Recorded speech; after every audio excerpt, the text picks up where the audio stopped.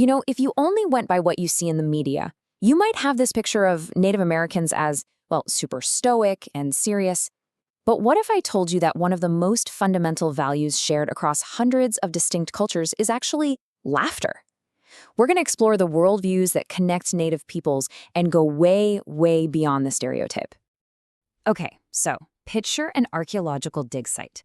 What do you imagine finding?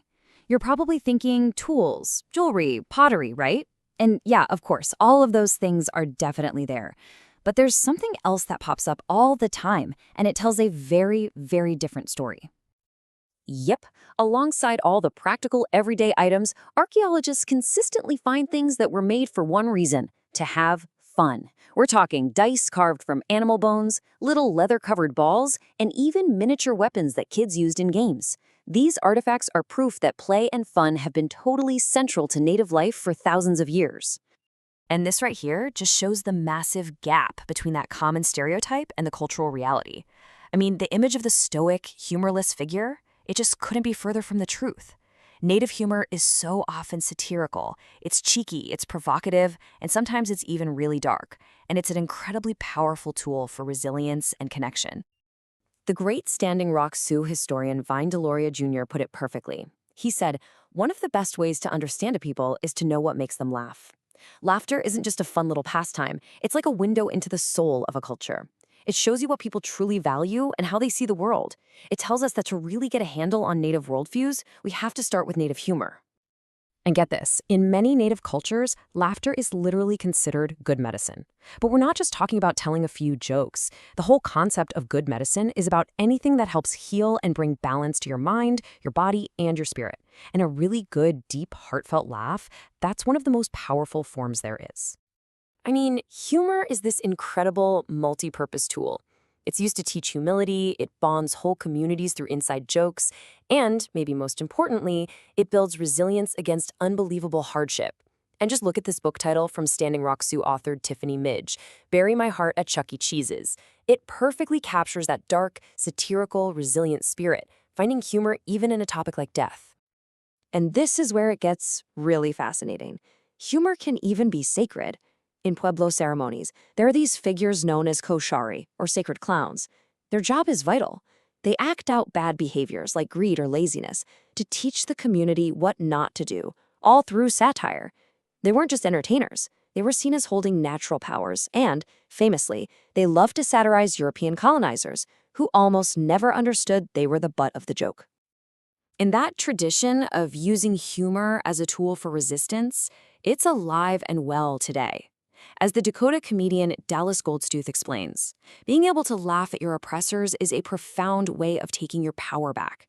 It transforms pain into joy, and that joy can then fuel real action and real change. So, this idea of play having real power goes even deeper. Fun and games were often about more than just having a good time. For example, take the spear-throwing game Chunky.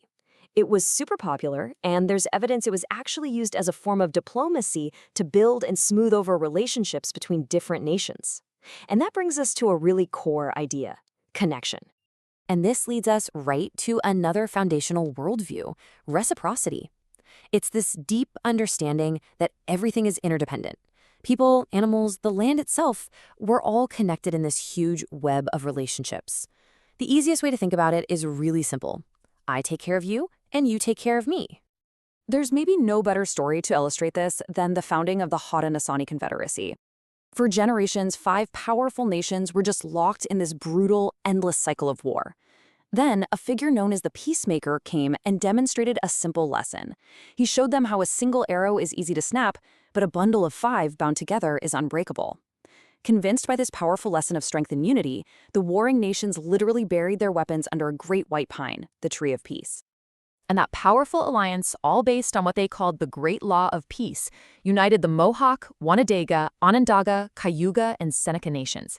It's one of the most long-lasting examples of diplomatic interdependence in the history of the world. But this idea of interdependence, it goes way beyond just people. There's a common phrase, all my relations. And it captures a worldview where every single thing, animals, plants, rivers, even rocks, is considered a relative, part of one huge interconnected family. So, okay, that's a beautiful idea. But how does it translate into action? Well, a perfect example is the honorable harvest. It's basically a set of principles for how you interact with the natural world. First, you ask permission. Then, you take only what you need. You always leave plenty behind for others. And finally, you always give something back in return, whether it's a prayer, an offering, or an act of care. It is reciprocity in practice. This ethic is so deeply ingrained that it's even built into economic systems. Think about the potlatch, a traditional gathering. In a lot of economic models, status comes from how much wealth you can pile up for yourself. Here, it's the exact opposite. Status comes from how much you can redistribute. Giving wealth away is what honors your relationships and strengthens the entire community. The whole is valued way above the individual. So you see, this worldview of interdependence is the thread that ties everything we've talked about together. We see it in those joking relationships that keep families in balance, and we see it in the grand alliances that create lasting peace between whole nations. And it's so important to remember that these aren't just some dusty traditions from a history book. They are a living, breathing foundation. Thousands of years of playing, of making peace, of sharing, and of joking have forged the incredible resilience and strength that define tribal nations today. And all of this leaves us with a final thought, a big question to chew on.